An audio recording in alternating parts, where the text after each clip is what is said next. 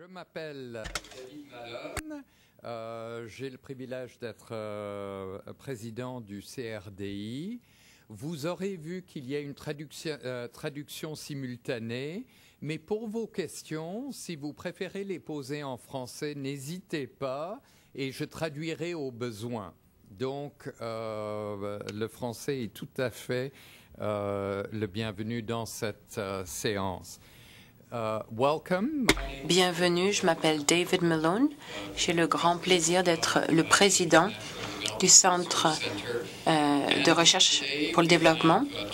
Nous avons aujourd'hui une excellente invitée, la Dr Rima Khalaf Houdaini, qui travaille au Bureau des Nations Unies, Programme des Nations Unies pour le développement, où elle a travaillé il y a 10 ans. Et son travail a fait une grande différence, a lancé la conversation dans le monde arabe et au-delà. Une discussion qui n'avait jamais eu lieu auparavant par le biais de la publication du rapport arabe sur le développement humain en 2002. Elle a été l'artisane de ce rapport. Et c'est ce rapport qui a en quelque sorte qui s'est débarrassé des barrières. On y a résisté à l'interne, au sein du système onusien, mais aussi on y a résisté au sein de délégations arabes, entre la Dr Khalaf et Mark Belloc-Brown, directeur du PNUD, ministre du cabinet britannique, et Kofi Annan. Donc, entre eux, ils ont vraiment voulu faire publier ce rapport important. Et ça a été fait. La Dr Khalaf était très bien placée pour être l'artisane du changement au sein du PNUD. Elle est diplômée de l'Université américaine de Beyrouth et elle a aussi un doctorat en recherche sur les systèmes de l'Université de Leeds aux États-Unis. Dans son pays, la Jordanie, à un très jeune âge, elle a été nommée ministre de l'industrie du commerce, par la suite ministre de la planification et ensuite vice-première ministre. Et tout cela sur une période de 7 à 8 ans dans les années 90. Ensuite, elle est venue à New York au Programme des Nations Unies pour le développement. Récemment, elle a été très occupée et elle siège à bien des conseils. Elle a démarré une nouvelle fondation, la fondation Maktoum, dans le monde arabe.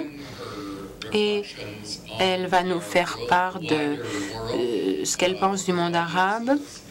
Elle, en fait des présentations partout dans le monde. Rima, vous connaissez très bien le CRDI.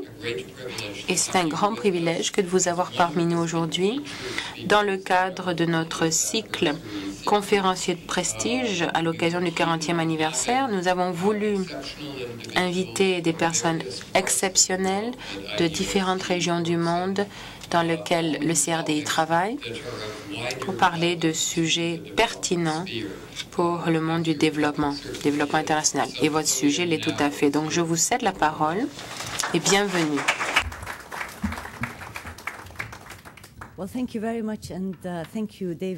Merci, David, pour votre présentation. Merci de m'avoir invité à participer à ce cycle conférencier de prestige. C'est un grand plaisir de me joindre à vous pour célébrer le 40e anniversaire du CRDI. Je suis sûre que c'est une grande source de fierté et de satisfaction pour vous de regarder ces 4 décennies de soutien que vous avez apporté à la recherche et au monde en développement et voir vraiment les résultats durables de votre intervention. Félicitations pour le modèle que vous avez adopté qui permet à des chercheurs à l'échelle locale d'avoir les rênes en main et je vous souhaite toute la réussite possible dans vos projets. Alors, parlons maintenant du développement humain dans les États arabes.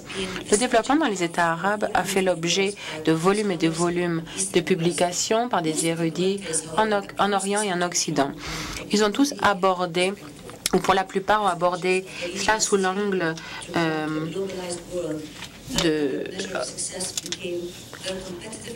et c'est devenu ils ont parlé d'indices de développement, mais malheureusement, le développement humain et la sécurité humaine sont tombés à travers les mailles du filet. Aujourd'hui, je vais essayer de ramener l'être humain au centre de ma réflexion.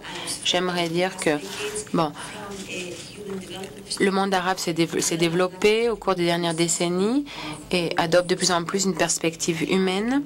Et je vais vous parler ensuite des pays occidentaux qui peuvent participer au bien-être de la région. Regardons un peu le bulletin de développement des États arabes au cours des 3 dernières décennies. Selon l'indice de développement humain, aucun des États arabes ne tombe dans la catégorie de développement faible. La Somalie et l'Irak n'ont pas été classifiés. Les Arabes maintenant sont plus éduqués et dans la plupart des pays, ils vivent plus longtemps et en meilleure santé. Certaines statistiques, les taux d'alphabétisation chez les adultes ont atteint 28%, mais 10 ans plus tôt, c'était à 40%. Les taux d'inscription à l'école ont augmenté à 83%, pour atteindre 83% pour l'école primaire et 59% pour l'école secondaire. L'alphabétisation chez les femmes a été multipliée par 3 depuis le début des années 70 et la participation des filles à l'école a plus que doublé. 8,8% des Arabes sont connectés à l'Internet. Les indicateurs de la santé montrent des progrès semblables. L'arabe moyen vit généralement jusqu'à 67 ans par opposition à 50 ans au milieu des années 70. Mortalité infantile a été diminuée de 2/3. La mortalité chez les moins de 5 ans a diminué de 70% au cours des 30 dernières années. Les Arabes s'en sortent mieux que les pays développés moyens ou en voie de développement moyen en termes de objectifs du développement du millénaire, notamment pour l'accès à l'eau potable. Nous avons peu d'enfants mal nourris et les taux d'homicide et d'agression parmi les plus faibles au monde. De telles réalisations, pourtant, ne devraient pas cacher ce que les chiffres ne nous racontent pas.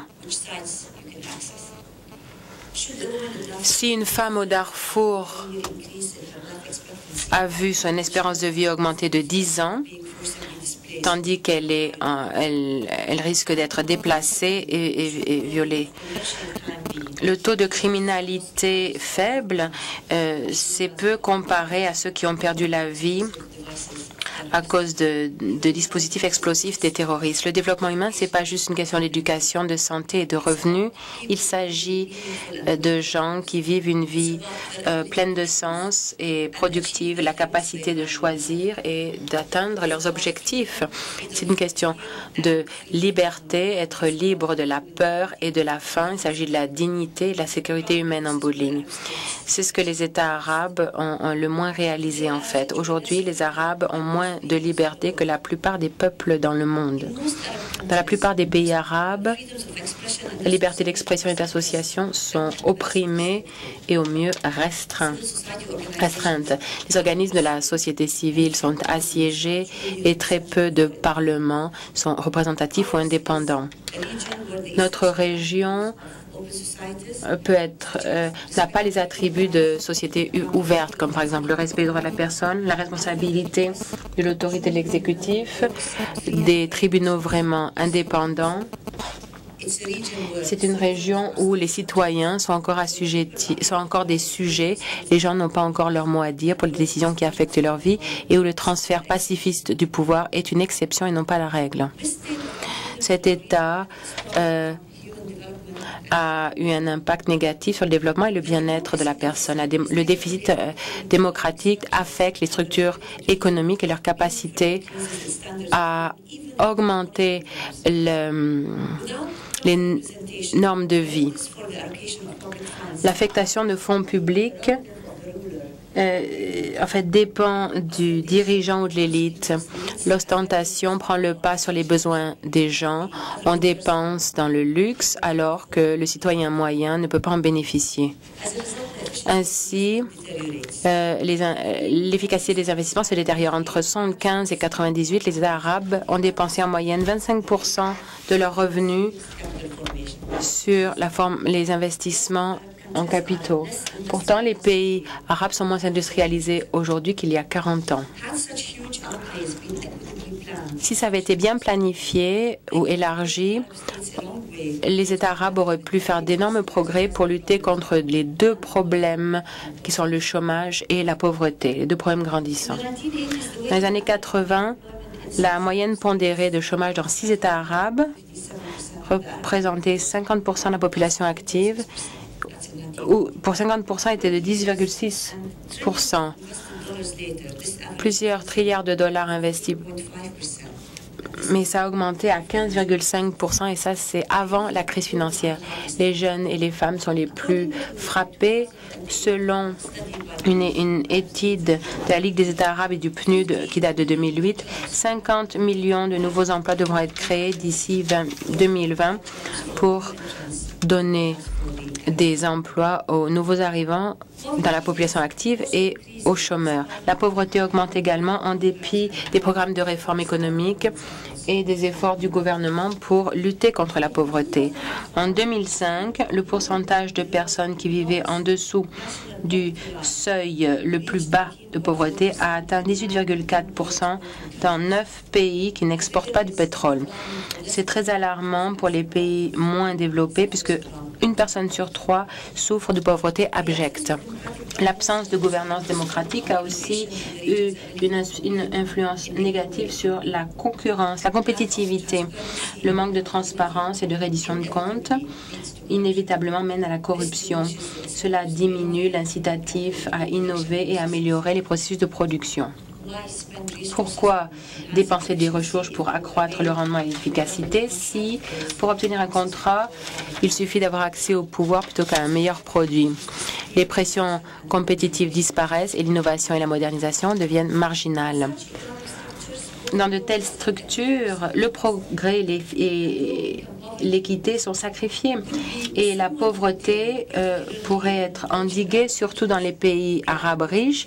Le monde arabe s'est vu affligé d'un type de pauvreté encore pire, celui en matière de capacité et de débouchés. Et la pauvreté humaine a pris une autre forme, donc les gens qui n'avaient pas voix au chapitre, qui étaient exclus et qui n'avaient aucun pouvoir. L'incidence de cette gouvernance, de ce manque de gouvernance, a dépassé le domaine économique pour atteindre la société. La marginalisation a entraîné la perte de certains secteurs. Il y a eu des problèmes en Irak, au Yémen, même si ces problèmes existent aussi dans d'autres pays. Certains accusent les pouvoirs régionaux, disent qu'ils mettent l'accent sur les problèmes, mais on ne peut pas ignorer l'absence de système de gouvernance qui ignore le concept de citoyenneté et qui pousserait les gens à aller au-delà du concept de tribu ou de secte. Ça n'a pas commencé comme des luttes ethniques ou sectaires, mais plutôt comme des guerres contre la distribution inéquitable de pouvoir et de ressources. Ça s'applique au Yémen, au Darfour et au sud du Soudan. Les régimes auraient pu noyer cela dans l'œuf en affectant mieux leurs ressources, mais ils ont choisi d'opter pour une solution militaire et de mobiliser les gens pour la guerre. Et ils ont fini par polariser leur société. À la suite de l'instabilité régionale, 47% des 16 millions de réfugiés mondiaux sont des Arabes. Près de la moitié sont les 4,5 millions de Palestiniens qui ont dû fuir leur pays en 1948 quand Israël a été créé. Et d'autres, des Irakiens pour la plupart, sont victimes de conflits récents. Et ça ne tient pas compte des 10 millions de personnes déplacées au sein de leurs frontières qui, avec les réfugiés, sont assujettis à des expériences humiliantes. Ils perdent leur maison, leurs racines, leur moyenne vie et la vie parfois. Pour conclure, la partie évaluation, je dirais que les Arabes réussissent d'une certaine mesure ont réussi à libérer leur peuple de la faim et pas de la peur. Ils ont réussi à renforcer les capacités de leur peuple mais n'ont pas pu leur apporter la possibilité de s'en servir, de les utiliser. Ça a permis d'enrichir certains, mais d'en marginaliser beaucoup. Les Arabes sont coupables de ne pas en avoir suffisamment fait pour améliorer la vie de leur peuple, mais c'est le cas d'occupation aussi d'étrangers et de systèmes de gouvernance internationaux inéquitables. L'occupation israélienne des territoires palestiniens, c'est une anomalie et ça prive les Palestiniens de leurs droits en vertu du droit international. Les Palestiniens n'ont pas le droit à la liberté, à l'autodétermination. Et individuellement, ils ont perdu leurs terres, leur vie aux mains de colons qui les traitent comme des moins que des êtres humains. Avec l'occupation israélienne, les Palestiniens ont souffert de ce que Abraham Burke a décrit comme étant, et je le cite, une injustice, de l'abus et la haine pour la vie arabe. L'occupation de ces territoires rappelle la ségrégation du siècle dernier. En dépit des demandes répétées des politiciens et d'organismes de défense des droits de la personne, la politique israélienne officielle continue à nier accès à des ressources publiques aux gens en fonction de leur identité ethnique ou nationale. Un exemple de telle politique, c'est le réseau de fraude qui est basé sur l'expropriation de Palestiniens et qu'on remet aux colons israéliens. News or thread. Israeli families have also had their share of suffering physically and emotionally as the occupation engulfed the region in a cycle of violence and counter-violence. Another negative example of the external environment emanates from the failure of global governance bodies to uphold and enforce international law. The fact that the Israeli occupation enters its 44th year this Saturday is just one example. Son 44e année en est un exemple. Personne ne conteste ceci, sauf pour des fanatiques qui croient qu'il existe une promesse divine qui l'emporte sur le droit international. Cependant, le fait que les gardiens de la paix et de la sécurité mondiale n'aient pas pris de mesures encourage l'Israël à élargir ses activités d'établissement sans impunité au détriment de la paix régionale. Lorsque des canaux pour résoudre la paix de façon pacifique n'existent pas, les gens ont recours à d'autres moyens, tous les moyens à leur disposition pour défendre leurs lois. Même si la lutte contre l'occupation étrangère est légitime en vertu du droit international, les gestes de d'autres arrivent à d'autres domaines qui mettent en péril la sécurité.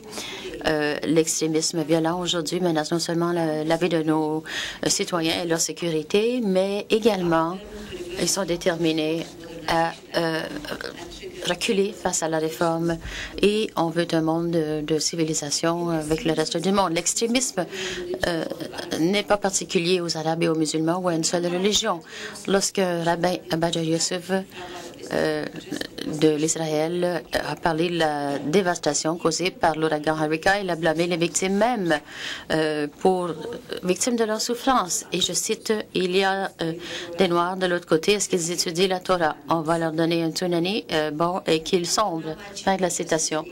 Et les soldats israéliens au Gaza, il les a assurés que c'était les enfants de la vie, les enfants du noir. Fin de la citation. Sa perspective mondiale ne correspond pas nécessairement aux croyants plutôt qu'aux infidèles.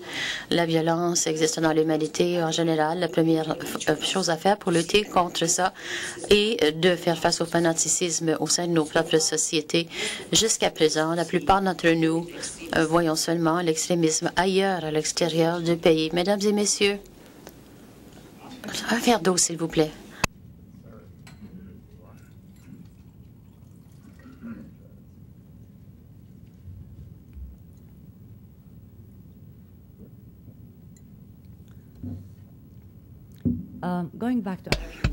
Je reviens au développement humain dans notre région. on ne peut y arriver si le statu quo persiste. La réforme est nécessaire, souhaitable et de fait, on aurait dû déjà avoir lu, mais les réformes économiques et les ajustements structurels ne sont pas suffisants.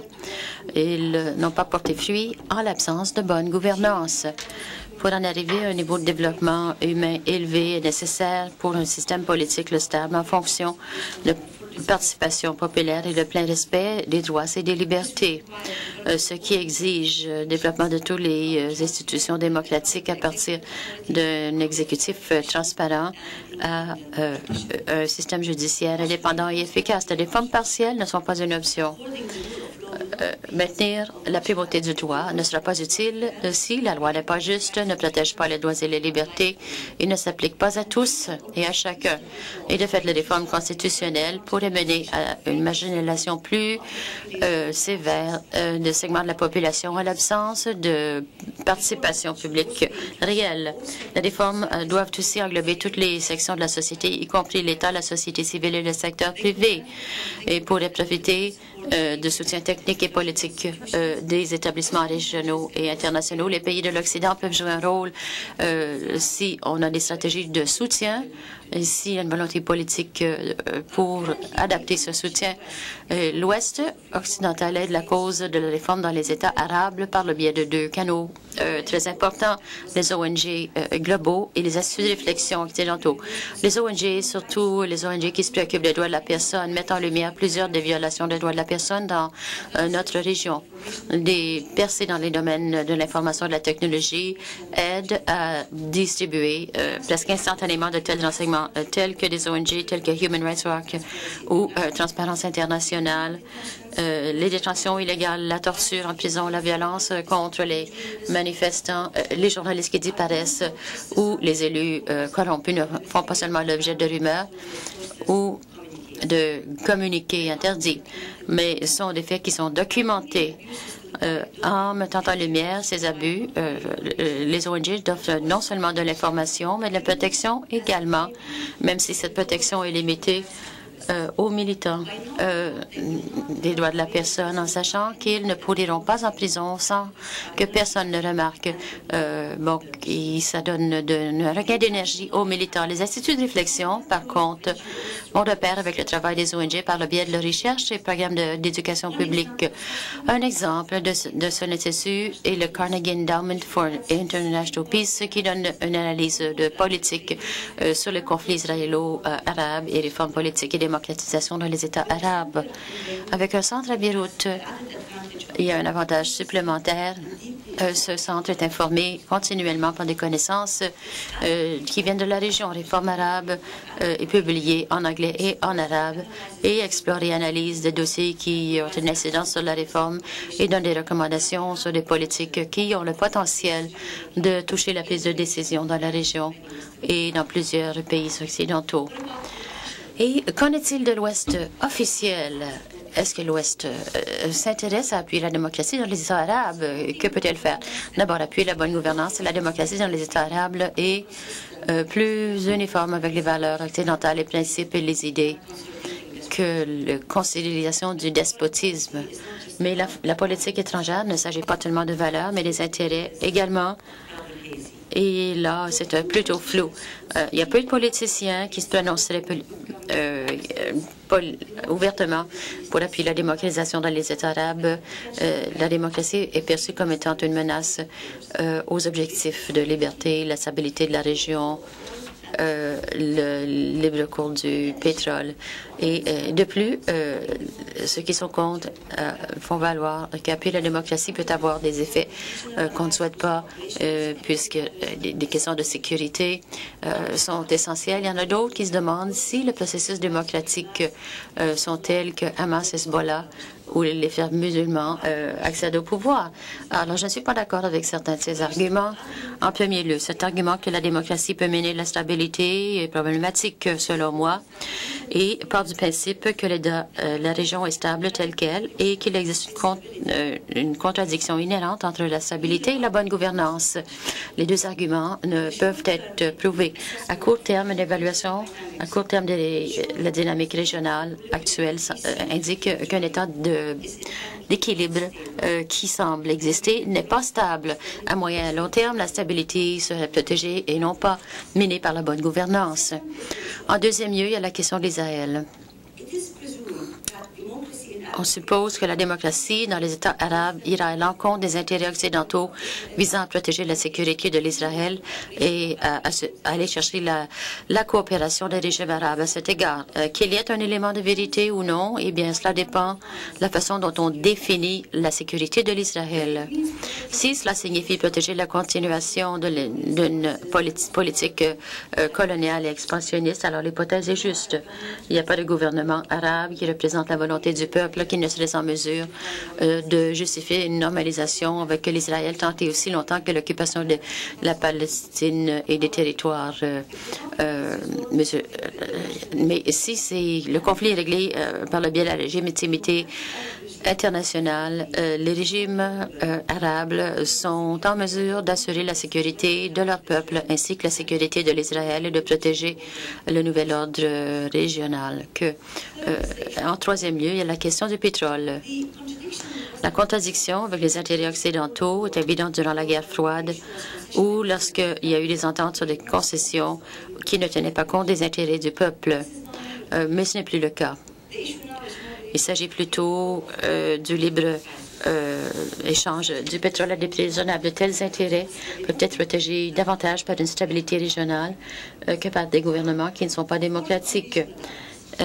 Quatrièmement, régionalisation. Il est vrai que les régimes arabes jouent un rôle important par le biais de la coopération en sécurité avec les pouvoirs de l'Ouest, mais ils peuvent jouer ce rôle parce qu'ils ne sont pas tenus de respecter les droits de la personne universelle.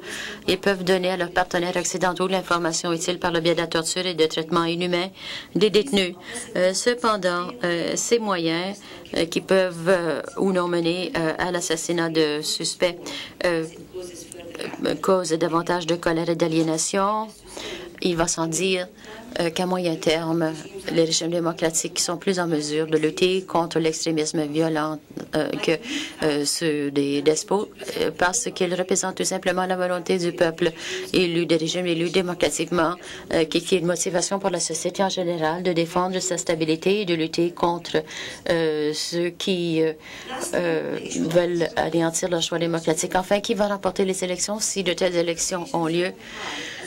Il y a énormément de frustration étant donné les abus aux mains des pouvoirs qui occupent des régimes oppressifs. Le fait de partis islamistes qui gagnent une majorité ou une minorité importante dans des élections justes et transparentes.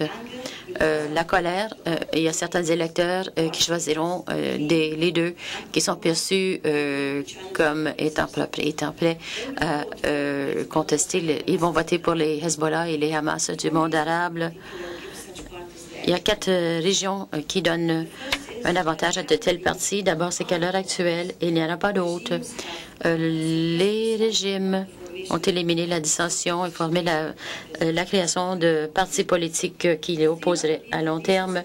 Les 3 autres régions, c'est la position anti-occupation et l'appui pour les Palestiniens et la lutte pour la liberté et le réseau pour les services sociaux qui atteint les plus marginalisés et leur image comme étant ni corrompue ni passible de corruption. Seulement la démocratie peut rendre les chances égales pour tous et permettre à d'autres entités politiques de pouvoir soutenir la conférence pour obtenir les votes des personnes. Pour conclure cette évaluation de la démocratie dans les États arabes, eh bien, il y a des risques pour d'autres, si on veut, à cette démocratie. Ces risques seront atténués ou disparaîtront si le conflit israélo-arabe est résolu. De tels risques, cependant, ne doivent pas nous porter à croire qu'appuyer le statu quo est nécessairement une meilleure alternative, parce que le statu quo ne peut être soutenu en dépit de la répression ou à cause de la répression, cet élan pour le changement augmente. Des transformations auront lieu en bout de ligne dans les sociétés démocratiques. Cela a lieu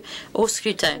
Mais là où la participation du public n'existe pas, le changement se fera dans les rues. Il y a différentes formes, y compris des révolutions, des coups militaires, des obéissances civiles ou même les guerres civiles. Dans de telles circonstances, le résultat ne sera pas nécessairement une gouvernance démocratique et le processus peut être pas du tout pacifique.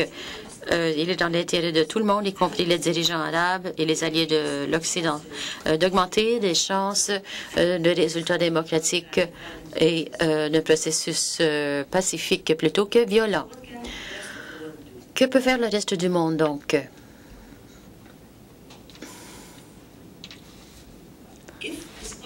Si, en dépit des risques, l'occidental officiel décide d'appuyer les transformations démocratiques dans le monde arabe, il peut le faire en utilisant les outils d'aide politique, aide financière et diplomatie bilatérale. Le nombre de donateurs bilatéraux qui utilisent de l'aide pour, tels que former des femmes pour le Parlement ou former des juges et des journalistes, de telles activités auront peu d'impact en l'absence d'une volonté politique sérieuse, une volonté de régime de la part des régimes.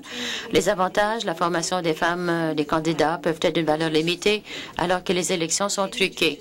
Et la formation des juges ne donnera pas de meilleur système judiciaire tant et aussi longtemps que le système en soi n'est pas indépendant et que les lois ne correspondent pas aux droits de la personne qui sont appuyées par le monde. Alors, l'aide financière, il doit s'ajouter une volonté diplomatique qui donne des incitatifs au régime de sorte qu'ils introduisent une réforme politique de façon graduelle et en étapes significatives. La résistance des régimes, on peut s'y attendre, mais une mauvaise conception peut déclencher la résistance des personnes qui veulent réformer. On peut beaucoup apprendre de l'initiative du Moyen-Orient, la lancée et l'échec qui était soumise aux États-Unis à sa partenaire G8 au sommet de 2004.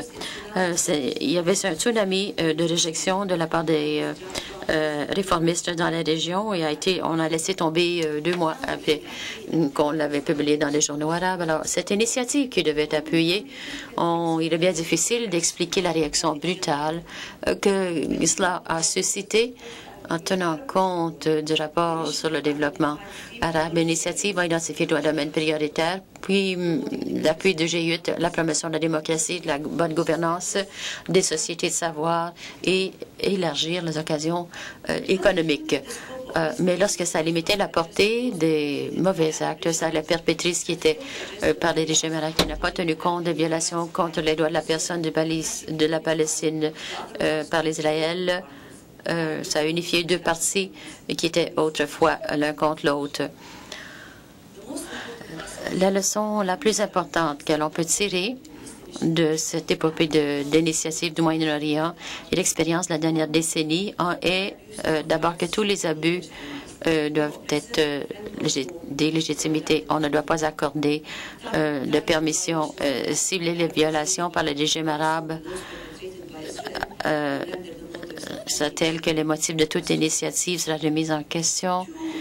En fait, 2 initiatives occidentales doivent être perçues comme appuyant un programme de réforme interne plutôt qu'une imposition de réforme de l'extérieur. Troisièmement, le principe gouverneur doit être le maintien de valeurs internationales et de droits internationaux et non pas l'exportation de valeurs et d'intérêts de l'Ouest. Personne ne veut se faire dire que leurs valeurs sont inférieures aux valeurs des autres.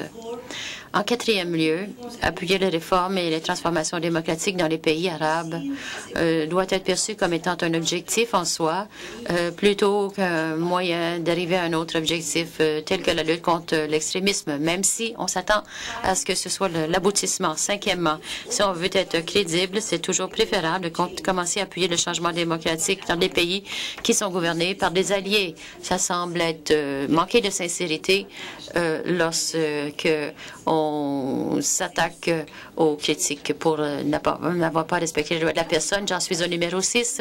Les résultats démocratiques doivent être acceptés par tous, tant et aussi longtemps qu'ils respectent les droits de la personne, protègent la liberté et sauvegardent la participation du public pour assurer que la majorité règne. Et pour conclure, que les gouvernements occidentaux appuient une transition arabe vers la gouvernance démocratique dépendra ultimement de la façon dont ils évaluent l'impact d'une telle transformation sur leurs intérêts dans la région. Le verdict à l'heure actuelle est dans une zone floue. Il y a certains qui appuieront la démocratisation comme étant quelque chose qui correspond davantage à leurs valeurs et leurs principes, peu importe les problèmes que cela cause. Il y en a d'autres qui vont attendre de meilleurs jours pour ces personnes-là. C'est seulement après avoir résolu le conflit israélo-arabe que les risques sont suffisamment atténués pour que tous s'attaquent aux réformes. Les dirigeants arabes pour résoudre ne devraient pas être un prérequis pour la réforme politique dans les États arabes. On reconnaît cependant que mettre fin au conflit assurerait la transition à la démocratie une tâche plus facile, priverait les régimes de leur prétexte pour ne pas apporter des réformes, rétablirait la stabilité, enlèverait un élément important de l'appui de l'extrémisme qui exploite la résistance de la Palestine, libérerait les réformes arabes pour former des partenariats et libérerait l'Ouest de sa crainte de démocratie authentique dans le monde arabe. En dépit de tels avantages énormes, la résolution du conflit, ce ne doit pas être la collectivité internationale qui le souhaite. L'occupation doit mettre fin parce que c'est inadmissible au plan légal et on ne peut défendre au plan moral. Le conflit doit être résolu parce que ce conflit a causé d'innombrables souffrances pour les Arabes et les Israéliens. Lorsque cela sera fait, il y a un résultat très bienvenu. Ce serait cette convergence d'intérêts face à la réforme et la démocratie dans notre région en ce qui concerne la bonne gouvernance qui protégera la paix et apportera une plus grande sécurité et des vies plus dignifiées. Je vous remercie beaucoup.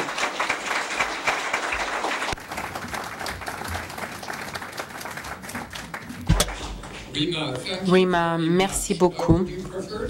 Préféreriez-vous rester debout? Je pense que ce serait peut-être plus facile pour les membres de l'auditoire pour qu'ils vous voient. Restez debout. Sinon, ceux qui sont à ma gauche là-bas risquent de ne pas pouvoir vous voir. Cette séance est diffusée en direct sur Internet et en balado-diffusion. Je vois que nous avons une question qui nous est envoyée par des participants sur Internet, mais pour ceux qui sont dans cette salle, je vous indique les deux micros. Si vous avez un commentaire ou une question à poser, dirigez-vous vers les micros. Je vous demanderai ensuite de vous identifier avant de poser votre question. On pourrait commencer par cette question qui nous est posée par Internet. La voici. Les organismes de la société civile dans les pays arabes peuvent-ils se servir de votre rapport pour apporter des changements socio-économiques dans les pays arabes? Est-ce qu'ils ont réussi? Oui. En fait, je peux vous dire que les organismes de la société civile ont été ceux qui se sont servis le plus du rapport. Si vous regardez les médias, si vous considérez les médias comme partie de la société civile, ils s'en sont très bien servis, notamment pour souligner, faire ressortir les abus et les violations, pour se valoir du soutien pour les États arabes et troisièmement, pour se donner suffisamment d'arguments et d'informations pour défendre la cause de la réforme. Les organismes sont nés après le lancement du rapport pour soutenir les différents points soulevés par le rapport. Certains de ces organismes étaient d'ordre politique et faisaient valoir surtout les réformes politiques, mais il y en a d'autres qui se sont dédiés à certains aspects ou à certains problèmes mis en relief dans le rapport. Un exemple, c'est la traduction. Le premier rapport souligner le fait que nous avons traduit si peu d'ouvrages qu'on risque de se couper du reste du monde. La traduction doit aller dans les deux sens. Et certains organismes ont été fondés officiellement, d'autres officieusement, et d'autres ont même été financés par le biais d'organismes internationaux de soutien et ont permis de publier d'excellents ouvrages pour la traduction. Il y a aussi un syndicat d'éditeurs qui s'est créé pour défendre la liberté d'expression. Ça a permis aux auteurs dont les ouvrages avaient été censurés ou interdits de s'organiser. Les organismes de la société civile, nouveaux et anciens, ont eu davantage les moyens de faire leur travail. Je m'appelle Bob O'Day. Comme vous, je suis diplômé de AOB.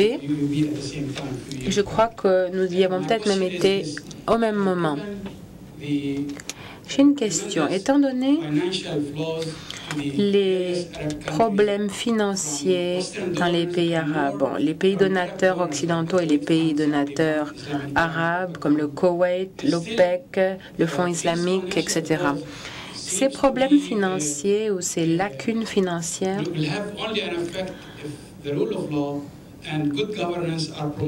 n'ont un impact que si on fait la promotion de la primauté du droit et pour lutter contre la corruption. Je n'ai pas entendu parler de corruption. J'en ai parlé une fois ou deux, oui, mais vous avez tout à fait raison. La question ici, c'est bon, en partie la corruption, mais surtout l'incapacité des gens à avoir voix au chapitre sur la façon de dépenser ces fonds. Dans de véritables démocraties, l'aide est plus efficace quand les gens peuvent dire ce qu'ils pensent si vous laissez le soin aux gens de déterminer leurs propres priorités. Oui, il y a eu une arrivée de fonds dans les pays arabes grâce à de l'aide bilatérale, des partenaires régionaux, mais aussi il y a eu de l'aide internationale. Et la sélection des priorités en matière d'investissement ne s'est pas fait de façon efficace à cause du manque de participation du public. Il y a également eu, et ça je sais que ça devient une question idéologique, mais il y a ce paradigme dont les gens ont parlé. Le consensus de Washington, l'État a-t-il un rôle à jouer ou pas pour promouvoir le développement? Personnellement, je crois que l'État devrait avoir un rôle à jouer. Je ne dis pas que le secteur privé n'a pas de rôle. Au contraire, le secteur privé doit être le moteur de la croissance, mais l'État a quand même un rôle pour offrir les services sociaux, la réglementation et l'infrastructure, etc. Mais à un moment donné, je dirais entre 1990 et du milieu des années 80 jusqu'à l'an 2000, l'État a commencé à se retirer de la prestation de services sociaux, ce qui a entraîné des ajustements, une difficulté au niveau des ajustements des segments les plus pauvres de la population. Une autre question, est-ce que le Canada peut en faire davantage, notamment l'AGDI? J'ai travaillé à l'AGDI. Que peut faire l'AGDI dans le monde arabe, à votre avis, pour promouvoir les facteurs de croissance clés dont vous nous avez parlé?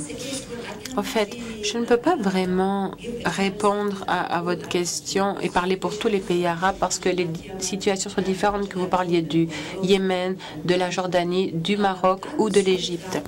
Mais je dirais que probablement pour l'AGDI, pour le Canada et pour bien des gouvernements occidentaux, l'aide est un instrument très important. Ça ne devrait pas être le seul instrument, mais c'est un instrument important. Nous habitons dans une ère où tout est mondialisé et ce qui se passe dans une région affecte le reste du monde. Oui, le Canada est loin, plus distant, ce n'est pas l'Europe ou le continent africain est juste à côté, mais comme vous pouvez le voir, le manque de développement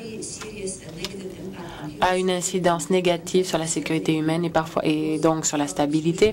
Ces problèmes tendent à faire tache d'huile. Je m'appelle Andrew Huberts. On s'intéresse beaucoup à la participation politique des femmes dans le monde arabe. Et j'imagine que vous êtes tout à fait qualifié pour nous dire ce que vous en pensez, mais pourriez-vous nous parler de la jeune génération des femmes? Comment entrent-elles dans la vie politique?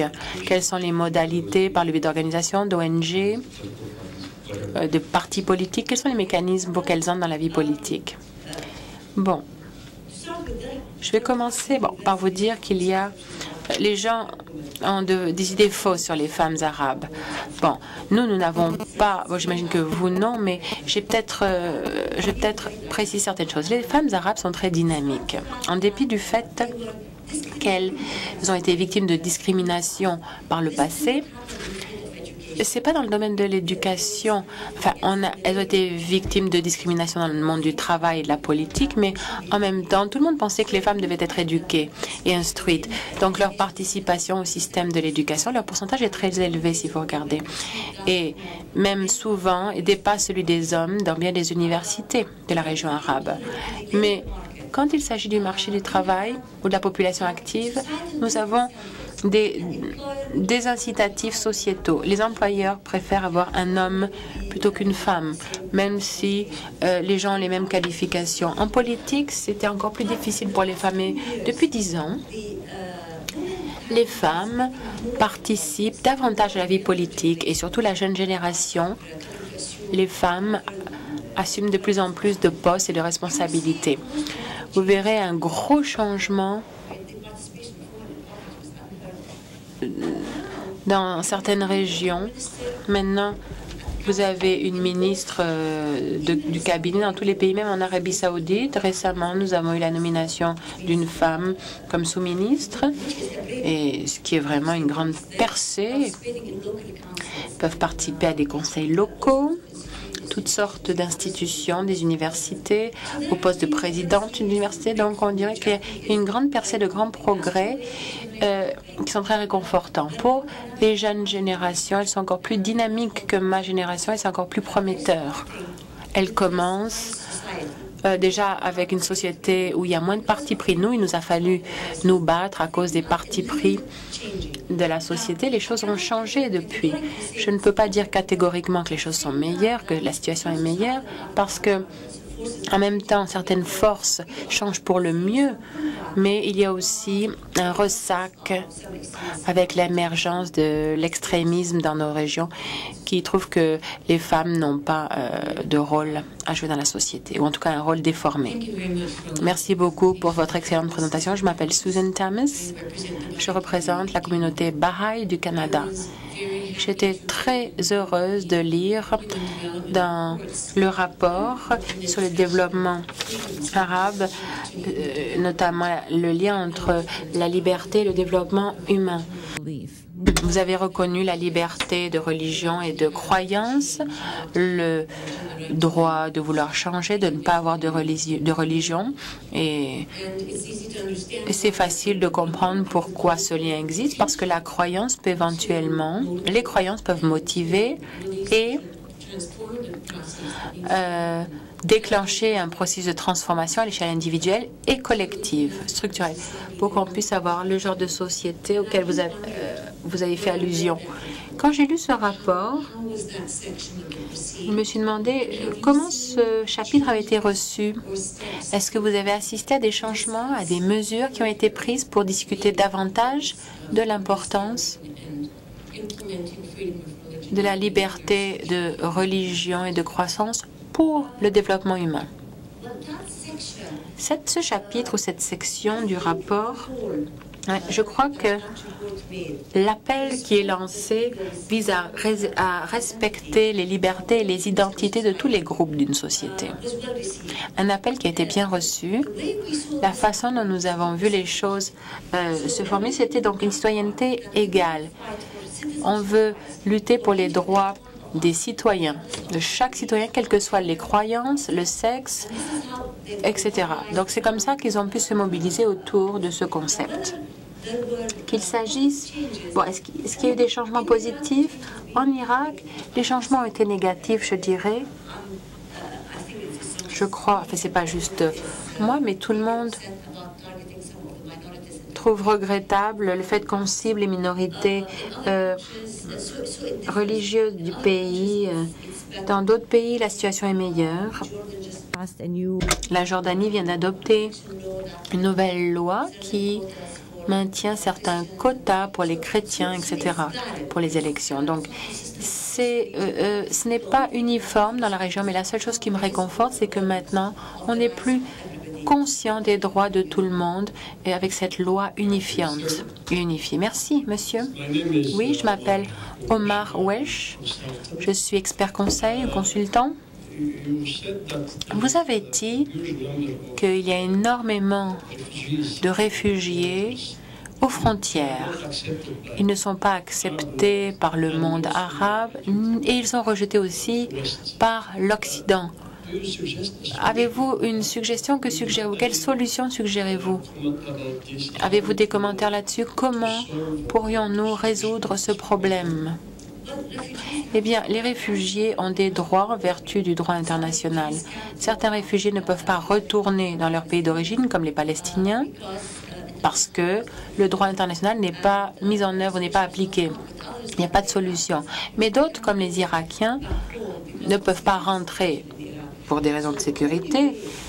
La seule façon de résoudre le problème des réfugiés, et je dois ajouter, nous avons aussi beaucoup de gens déplacés, ce n'est pas juste les réfugiés qui traversent les frontières, vous avez des gens qui sont déplacés à l'intérieur de leurs propres frontières. Et ça va permettre, tant que ce ne sera pas résolu, on ne pourra pas résoudre les conflits de la région. Merci beaucoup. Je crois que nous avons une autre question ici. Bonjour, merci beaucoup pour votre présentation. Je m'appelle Emily Bishop, je travaille avec au CRDI. J'aimerais que vous nous en disiez un peu plus sur le 4e point de la liste de 7 pour ce qui est du soutien international et le paradigme de réforme internationale. Le fait que ce n'était pas un moyen pour lutter contre l'extrémisme, l'aide n'étant pas un moyen pour lutter contre l'extrémisme. Pourriez-vous nous en dire davantage? Bon, ce que je vous ai dit faisait allusion à l'agenda pour la liberté lancé pendant l'administration Bush. Si vous regardez ce qu'on prévoyait, bon, c'était très bien. Ils voulaient que les gens jouissent de liberté et qu'on connaisse la démocratie partout dans le monde. Mais la façon dont c'était présenté, ça faisait partie de la guerre contre le terrorisme. Généralement, ce n'est pas le bon point de départ. Vous lancez ou vous soutenez les droits parce que ce sont des droits, point. Pas parce que vous voulez lutter contre quelqu'un d'autre. Et donc, il y a eu beaucoup de scepticisme dans la région. Bon, il y a eu d'autres erreurs qui ont été commises, mais ça, c'était ce que j'essayais de vous dire, de vous faire comprendre. Soutenir les libertés et la démocratie, ça doit venir de votre respect pour les droits universels de l'homme ou de l'être humain. Merci. Monsieur, bonjour.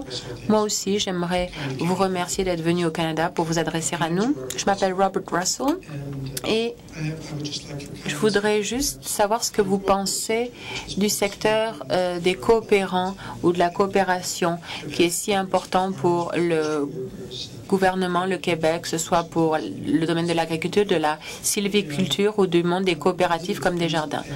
Nous avons été à Ramallah et à Amman rendre visite à des amis et nous nous sommes arrêtés pour aller rendre visite à un camp de réfugiés. Et il y avait une petite coop qui produisait des sandales sur place. J'ai eu l'occasion de parler au gars qui était à la tête de la coopérative. C'était quelqu'un d'intéressant qui m'a fait qui a fait des commentaires très intéressants, mais j'ai une question à vous poser. Est-ce que le secteur des coopératives permet d'augmenter la gouvernance, la participation démocratique, la gouvernance démocratique? Est-ce que ça fait partie de la solution dans le monde arabe? Nous étions très surpris de voir une coopérative dans un camp de réfugiés. Je crois qu'ils jouent un rôle, oui, ils peuvent jouer un rôle. Personnellement, bon, votre exemple est excellent.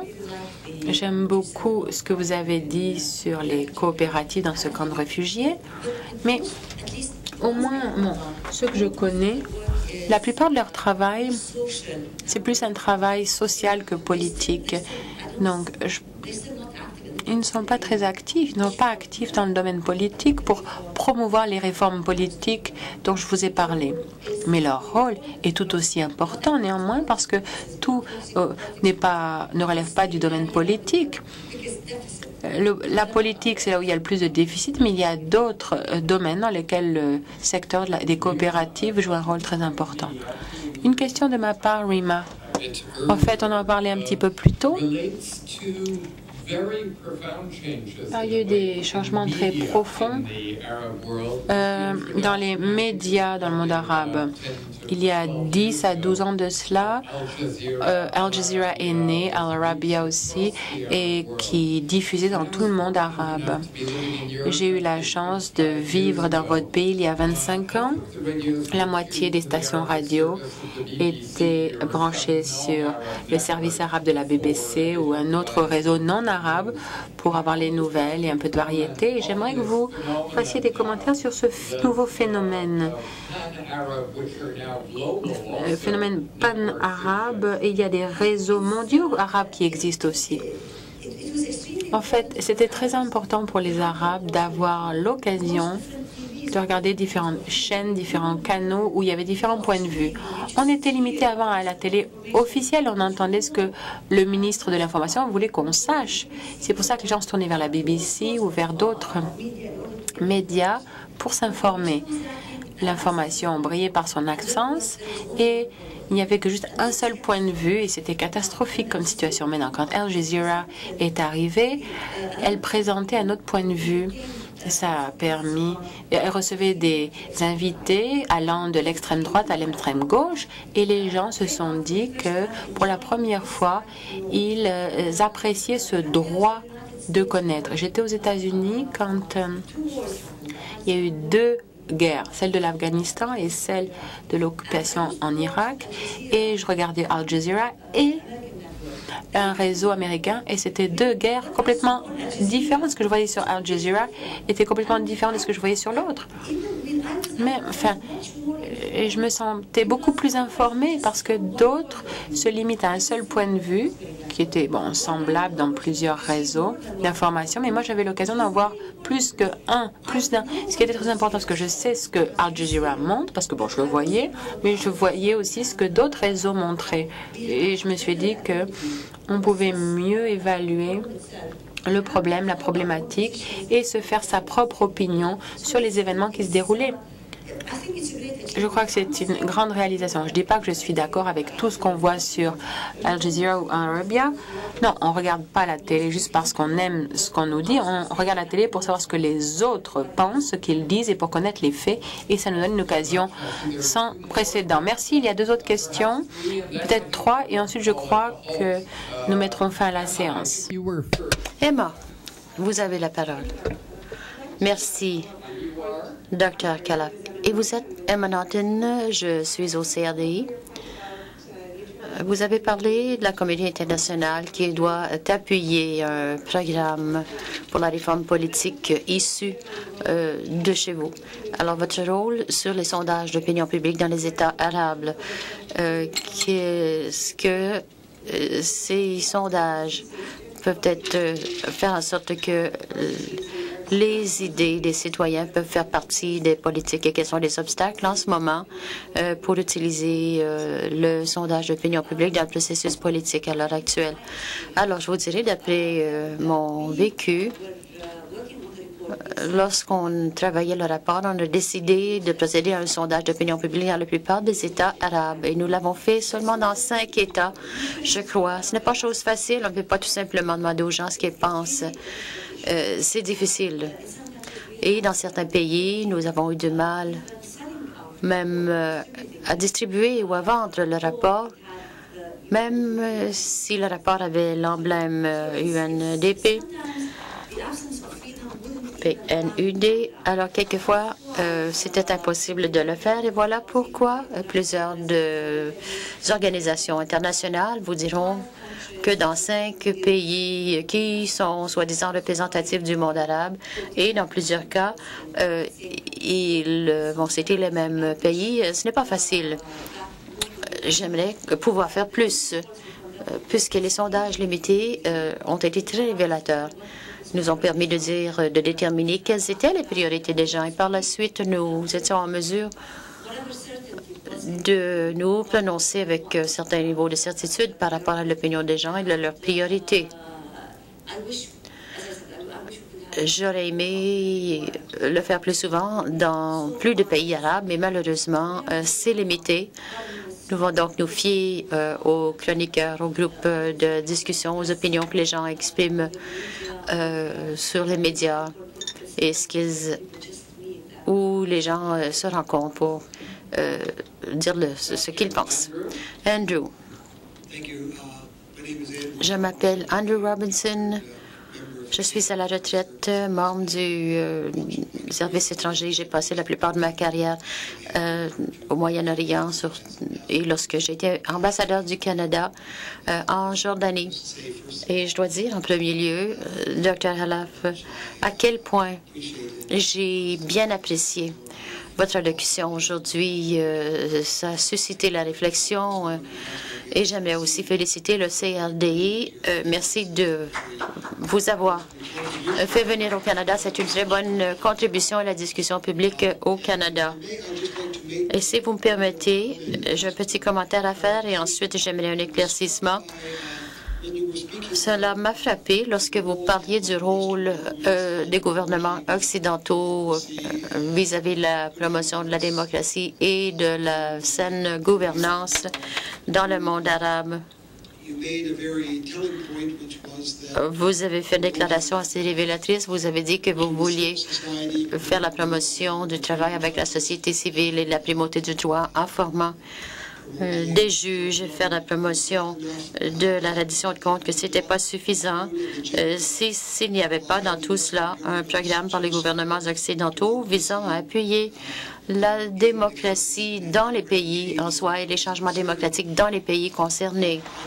Cependant, j'espère, parce que quelquefois, ce n'est pas possible pour les gouvernements de l'Occident pour une foule de raisons, mais j'espère que vous ne suggérez pas qu'en l'absence d'un engagement solide en ce qui a trait à l'intervention politique d'un pays, que la promotion de la démocratie et des droits de la personne et de la participation des femmes n'est pas utile. D'après mon vécu, même en l'absence de circonstances idéales, les mesures à l'appui de la société civile, à l'appui de l'éducation, de l'électorat, de l'éducation, de la primauté du droit, peuvent avoir des incidences importantes de façon qui est inattendue quelquefois. Alors, qu'en pensez-vous? Je ne voulais pas dire que de telles activités ne doivent pas être effectuées ou appuyées. Cependant, elles auront une valeur limitée tant et aussi longtemps qu'il n'y a pas d'autres activités qui s'y ajoutent. J'ai donné comme exemple lorsque les femmes étaient formées. Le fait qu'il y a des femmes qui se présentent aux élections, qu'ils gagnent ou perdent, c'est un avantage, puisqu'ils ont acquis des compétences qu'ils pourront utiliser ailleurs dans leur vie plus tard, lors d'autres élections. Mais si les élections ne sont pas justes et si les résultats sont truqués, à ce moment-là, la femme ne gagnera pas, même si elle fait toutes les bonnes choses, même si les gens votent pour elle. Ce que je dis, c'est que c'est bien, mais l'impact est limité. Il faut qu'il y ait d'autres moyens qui s'y ajoutent. Et là, je ne veux pas dire qu'il doit y avoir une intervention militaire pour qu'il y ait réforme dans les pays du Moyen-Orient. Non, tout ce que je dis, c'est que ce que les gouvernements de l'Ouest devront faire, c'est de respecter leurs propres valeurs. S'il y a quelque chose de mauvais, il faut le condamner et ne pas s'y associer. Si ce pays viole le droit, vous dites tout simplement qu'elle le fait. Ça ne veut pas dire que c'est la fin de votre relation avec ce pays-là. C'est la seule façon de changer les comportements. Si la rétroaction des gouvernements occidentaux est toujours quelque chose qui s'ajoute, alors les régimes il n'y aura pas de développement, et voilà ce que nous voulons. Et voilà, à l'encontre de l'Europe de l'Est, où tout le monde les appuyait, alors ceux qui veulent la réforme dans les pays arabes ne sont pas appuyés. Lorsqu'il y a des abus, il y a très peu qui se prononcent à l'appui de la société civile ou du militantisme. Il faut qu'il y ait autre chose qui s'y ajoute. Mais je ne dis pas que ces activités-là doivent cesser. Non, au contraire. Je ne veux pas qu'elles cessent parce que j'espère que de telles compétences seront utilisées bientôt. Nous aurons peut-être une élection, une felice élection bientôt. C'est ce que j'espère. Bonjour, je m'appelle Kai Hong. Je suis étudiant à l'Université d'Ottawa en 4e année, premier cycle. Merci beaucoup d'être venu. C'est un réel plaisir de vous écouter. J'ai 2 questions. La première porte sur la démographie. Je sais qu'au Moyen-Orient, il existe un bon nombre de jeunes. Le vote des jeunes, c'est un avantage. C'est aussi un danger. Vous l'avez mentionné, qu'il y a beaucoup d'investissements dans le domaine de l'éducation, mais pas de possibilités. Et ce qui mènera à cet extrémisme où il n'y a pas d'option. Que peuvent faire les gouvernements au Moyen-Orient et pour nous au Canada pour améliorer ces possibilités pour les jeunes? Ils représentent l'avenir. C'est une partie importante de la population. Et ma deuxième question, ça rapporte à la gouvernance.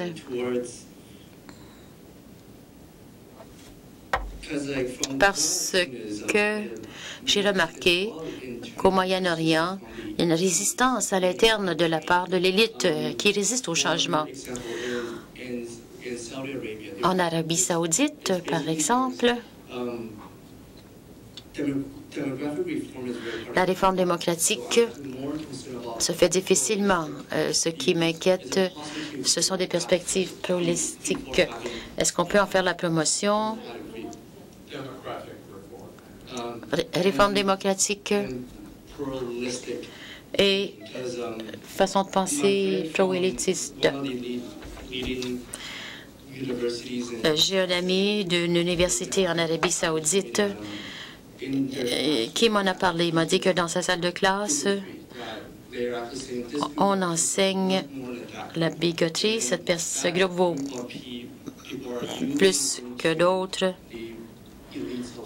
Et ces personnes sont reliées à l'élite d'un certain pays. Qu'en pensez-vous? Pour ce qui est de la démographie, je suis d'accord avec vous. La solution, c'est davantage de possibilités ou d'occasions. Comment offrir ces occasions? Le problème, c'est qu'il n'y a pas d'accès équitable aux occasions. Un des problèmes qui existent, c'est la corruption, la marginalisation, les préjugés sociaux. Voilà les obstacles devant nous. Si on veut, il faut les aplanir si on veut que les gens profitent des occasions. Cela a trait également à la distribution des avantages des occasions. Il faut augmenter aussi les occasions par le biais de la réforme économique qui élargit la base de production plutôt que de redistribuer les avantages au sein de la société. Pour ce qui est de la résistance, oui, cela existe de la part de l'élite et l'élite n'est pas le même dans chaque pays. Dans certains pays, c'est surtout l'élite religieuse. Dans d'autres pays, c'est les bien nantis et d'autres, les cliques qui entourent le dirigeant. Et dans d'autres, ce sont la tribu d'où vient le dirigeant. Il y a cette résistance. L'objectif de la réforme politique vise à partir du petit cercle d'une tribu à aller au droit de la citoyenneté. Comment y arriver? Je reviens à la réforme politique. Avec tous ces principes, y compris la participation de la population, il n'y a pas de personne qui a droit de veto sur quoi que ce soit. C'est le peuple qui doit décider.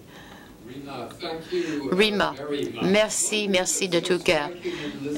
En vous écoutant parler, il y a une chose que je remarque et qui est très juste d'ailleurs, c'est l'importance du monde occidental dans le monde arabe, au Moyen-Orient. Il n'y a pas bien longtemps, j'habitais en Asie et c'est une région où le monde occidental n'est plus très important. Ils se préoccupent principalement d'eux-mêmes. Des pays comme le Brésil, ce sont des pays, c'est un pays occidental, mais ne se préoccupe plus particulièrement des États-Unis ou de l'Europe.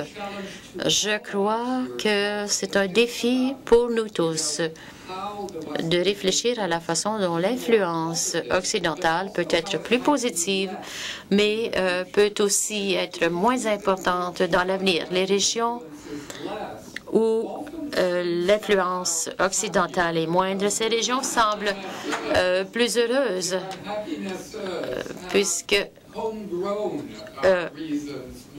les raisons pour lesquelles elles sont malheureuses sont plutôt des raisons internes et non pas des raisons de l'extérieur. À plusieurs égards, votre présentation a suscité énormément de réflexions. Tout le monde dans la salle et ceux en ligne ont bien apprécié. Matière à réflexion pour nous, à titre individuel, comme membres de nos collectivités, dans les semaines et les jours à venir. Une remarque avant de me mettre fin à la science. L'Ouest, le monde occidental, n'intervient pas de façon positive ou négative ailleurs dans le monde. Dans notre coin du pays, cela nuit à la démocratisation et appuie le despotisme est associé à des violations de droits dans notre région. Ce que je souhaite, si nous ne pouvons pas changer ce rôle, si ça ne peut pas devenir un appui de la démocratie, au moins réduisons les dommages dans la mesure du possible. Voilà ce que je tenais à vous dire. Je vous remercie beaucoup et merci à vous tous.